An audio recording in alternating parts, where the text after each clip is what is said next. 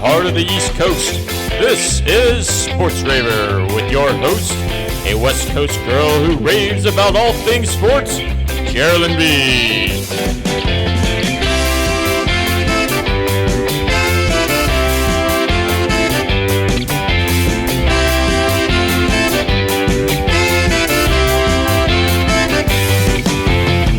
Today, we're going to talk about my raves. King James, does he belong to LA or Cleveland? Bad luck breaks for QBs when their replacements light it up. The effect of postponing the Summer Olympics, the latest excitement in esports, plus my news raves and the obscure sports report.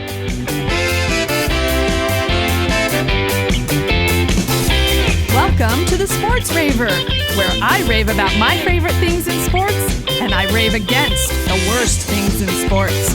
Thanks for coming to rave with me. Hey people, thanks for listening in. I'm your host, JerelynB. Let's jump right in. The NBA season begins on December 22nd. Didn't the last season just end? But it's the slate of games on Christmas Day that's got everyone excited. Pelicans at Heat, Warriors at Bucks, Nets at Celtics, the marquee matchup of the day, Mavericks at Lakers, and last but not least, Clippers at Nuggets. The NBA came out swinging with this lineup, wanting to start strong and get fans invested right away. With 48 of 546 players already testing positive last week, and basketball being a sport that's played indoors, the NBA teams will have an uphill battle against COVID, though the league says those positives were expected. Next, they'll take a page out of Roger Goodell's script and say the protocols are working. COVID is an airborne virus, so indoors means more exposure. At least most of the NFL games are outdoors. Cris Collinsworth, really? Insert facepalm emoji here. If you don't know, during the Steelers-Ravens game, Collinsworth made the cringeworthy comment that he was, quote, blown away, unquote, that some female Steelers fans actually understood the game of football. Does he not realize Michelle Tafoya and Andrea Kramer are women? It was a drunk dude at a bar moment and people reacted, well, strongly. For his part, Collinsworth did own up to the mistake and apologized on Twitter, and I do believe he didn't mean to insult or condescend to anyone. I think the issue here is that this comment would never have been made in regards to a man's football knowledge. The sports world is still a male-dominated world, though women like Kim Ng are knocking down those barriers. But it's no great secret that women must work twice as hard to get anywhere in careers in sports, and facing this kind of dismissal and condescending attitude at every turn. Collinsworth may not have meant his comment to be an insult, but his surprise that women actually do get the game of football is. Whether he meant it to be condescending or not, it was. Cris Collinsworth once said he likes girls that aren't too bright because you can trick them a little bit. Well, here's a tip, Chris. Worry about your own smarts and check yourself before you speak next time. Great stuff in UEFA. For you Cristiano Ronaldo fans out there, he scored the 750th goal of his career. He's now number 4 on the list behind Pele, Romario, and Josef Bizan. At age 35, though, you have to wonder how much he's got left. Another interesting note from that match, Stephanie Frappart became the first female to referee a men's Champions League game. Olivier Giroud served up 4 goals for Chelsea against Sevilla. He's the first to score 4 goals for Chelsea since Frank Lampard did it in 2010. And funny enough, Lampard is now the coach of Chelsea. Giroud did it with a perfect hat trick and a penalty kick. If you don't know, a perfect hat trick is a goal scored off each foot and a header. The 4th kick was just a bonus. Can we call it a mega hat trick? Here's a fun bit of news. Alabama's high school football championship was won by Thompson High School after they scored 10 points in the final 18 seconds of the game. A spectacular turn of events for Thompson that included a blocked punt, an onside kick, and a 35-yard field goal. And the win came without their starting quarterback. Thompson's opponent, Auburn, had taken a knee 3 times, assuming the game was in the bag, and then they punted. On the punt, a Thompson player blocked it, then ran it back for a touchdown. A successful onside kick, and the field goal sealed the win, shocking everyone. Even Thompson's coach called it a miracle. It was probably a more exciting game to watch than the Ravens-Steelers.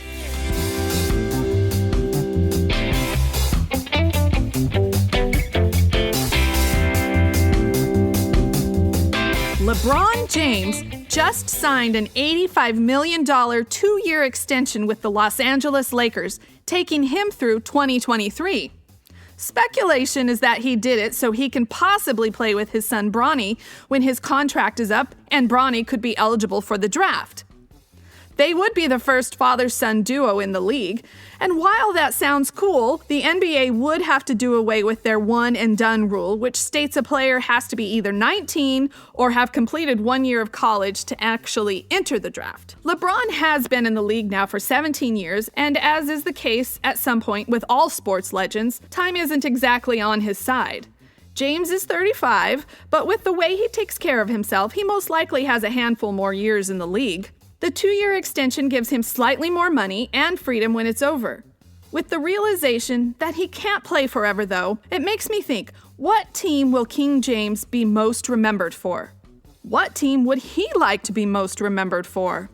James was born in Akron, Ohio, and he has been an ardent supporter of the city and its people by doing things like refurbishing parks, building recreation centers. He built a new gym for his high school. He's given money to the Boys and Girls Club. He's even paid for some kids' college tuition. Akron is his home, and he has shown Akron his love over and over. Cleveland wasn't very nice when he left the first time, but they welcomed him back with open arms. He always had the entire city's expectation of a championship on his back, and only his back. And when he finally brought it to Cleveland, he fulfilled a promise that he had made to them. The basketball world will most likely remember him for all three places in which he played. He has won a championship in all of them, he's been the face of all three teams, and he becomes the center of the universe at whatever team he is on. The Los Angeles Lakers are a storied organization with lots of superstars and championships over the years. And James will be remembered right up there with Magic and Kareem and Shaq, but not even LeBron James can eclipse what Kobe Bryant has meant and continues to mean to the city of Los Angeles and to the team. LeBron is that legend, that magical hero in Cleveland. And rightly so. I'd like to think he'd want to be remembered for what he did there. He delivered a championship to a city who hadn't had one since 1964. He brought the spotlight to Cleveland and Akron in a way he could never do for Los Angeles or Miami, simply because they are already used to being in the limelight. As the journalist Deborah Adams Simmons wrote of James, her son is more proud to be a kid from Akron because of LeBron. Now that is an impact worth being remembered for.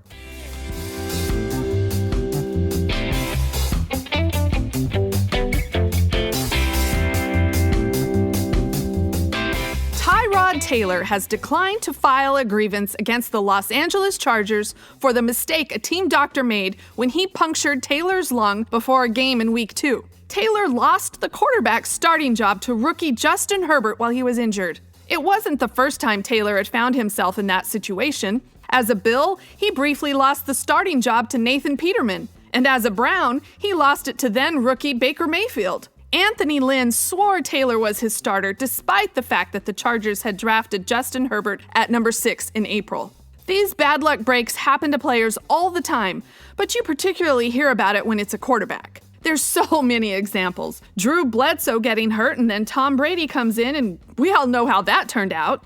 Kurt Warner lost the Rams starting job to Mark Bulger, then again as a Giant he lost it to Eli Manning. And then in Arizona, he went back and forth with Matt Leinart for the starting position. And more recently, Ryan Fitzpatrick got benched for number 1 pick Tua Tagovailoa. Though he was just holding the spot until Tua was ready, it didn't lessen his disappointment. These guys still leave it all on the field, playing with their heart and soul, knowing the young guy is just there waiting. At the end of the day, the NFL is a business, and the players, they're just commodities. Wins, superstar players, butts in the seats, popular jerseys, championships. That's what the teams have to sell. Justin Herbert, he's exciting, he's young. Tua is the number 1 pick, not a journeyman of the league. And no matter how much the guys in the locker room like you can be replaced in a microsecond. Ask Nick Foles about that. He took the Eagles to the Super Bowl, and they won. The The players loved him so much they even put up a shrine to him in the locker room, saying it would never be the same without him. Having a group of guys want to play their heart out alongside you won't matter when the former number 1 pick is healthy again. In Tyrod Taylor's case, it's a class act by him that he chose not to file the grievance when he'd be well within his rights to do so. With Herbert firmly in as the starter, Taylor will probably be looking elsewhere at the end of the season. He's only 31. He just needs another team to take a chance on him again. If that happens, hopefully he can stay healthy and show that he can be the starter a team needs. I'm sure he won't be keen on any injections by team doctors, though.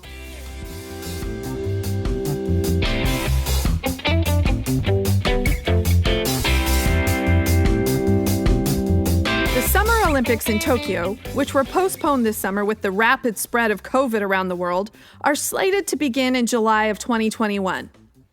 How has the postponement hurt or helped Japan? And what about the athletes in training and qualifying? Hosting the Olympics is a massive financial drain on cities and countries, sending some into a downward spiral of debt and abandoned facilities. Greece and Brazil are prime examples of this. Countries are forced to spend millions, if not billions, building state-of-the-art arenas and venues, and upgrading infrastructures like bus lines and train lines. Japan is the 3rd largest economy in the world, but it is not immune to financial losses due to COVID. The cost of hosting the Olympics in Tokyo has been estimated at $28 billion, and the loss due to postponement at more than $2 billion. And what about the athletes? The Olympic athletes train with a certain schedule in mind, namely that they peak just at the right time for optimal competitiveness. Many Olympic athletes have a limited window to compete, whether age or financial constraints come into play. 4 years between each Olympics is already an eternity, but one that is factored into everything the Olympic athletes do. Training schedules have now had to calculate in the extra year. Being another year older will have an impact on many athletes, someone like Ryan Lochte or Kerry Walsh Jennings. And with facilities across the globe dealing with COVID, how and where athletes can prepare must also be a consideration, especially for any team events. And then there's the unknown of what the world will be like in 2021. Will we be post-COVID, or will there be difficulties in distributing vaccines, meaning the virus is still a major concern? There's no real data yet on how long the vaccine's protection will even last. And there's no real data on what any side effects might be. The Olympics will move forward as planned for now. Tokyo will proceed as if the Olympics are happening in July next year. There's no real alternative. And many athletes, even the older ones, have looked at this delay as a time to get even better. But I'm sure there's heartache for some who won't be able to afford training for another year, or whose bodies won't let them get back to Olympic form. In the end, though, I guess that's what the Olympics have always been about. Glory for some and agony for others. I hope we all get to watch the magic of the games next year. The world needs a strong dose of magic.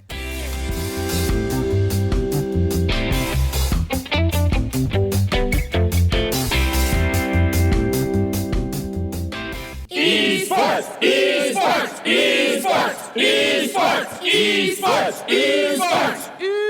ESports! ESports! Two exciting reports coming out of esports this week. T1 Entertainment and Sports just announced a multi-year global partnership with Red Bull. T1 is home to the winningest League of Legends team of all time, with 3 world championships under their belt. The only team to have won the championship more than once. Red Bull and T1's League of Legends team are looking to win a 4th championship. The other teams on T1's roster compete in Valorant, Fortnite, Super Smash Bros., and PUBG Mobile. Red Bull, which has been in the gaming industry since 2006, has hosted over 200 esports tournaments around the world. And in other action, Microsoft just purchased the largest esports tournament hosting platform, Smash.gg. With Smash.gg, a free platform, tournament organizers can host their events online with rules, brackets, and more. Smash.gg was started in 2015 and hosted Super Smash Bros. Tournaments at first, but began hosting for the fighting game community as a whole. With the Microsoft purchase, Smash.gg will continue to operate as it has done, but will obviously benefit from the support Microsoft can offer. With big-name giants like Red Bull and Microsoft venturing deeper into the esports world, it's just further confirmation of this growing lucrative industry. Move over, Max Verstappen. These new Red Bull esports guys are in your rearview mirror.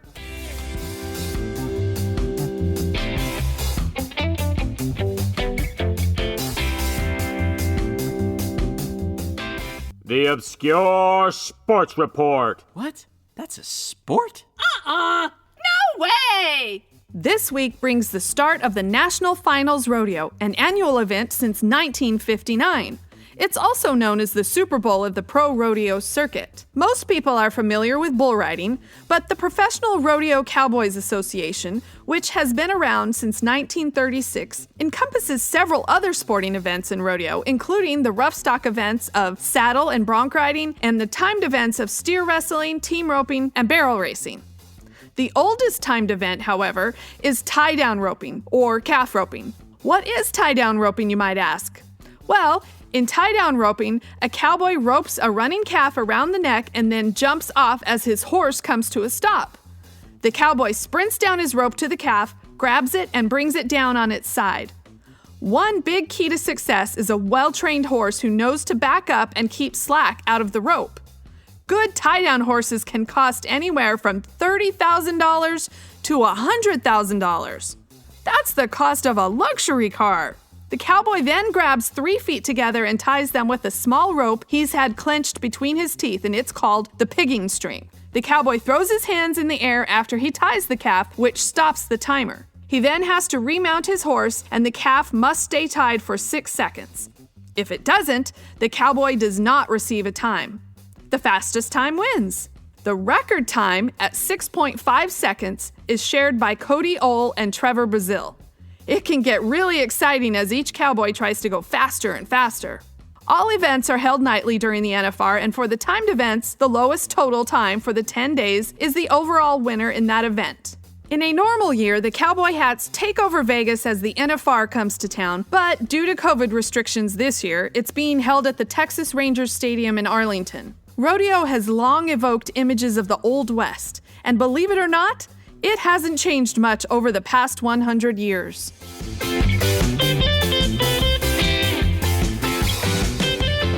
Okay, my fellow ravers, thanks for listening in. That's a Raver wrap for today.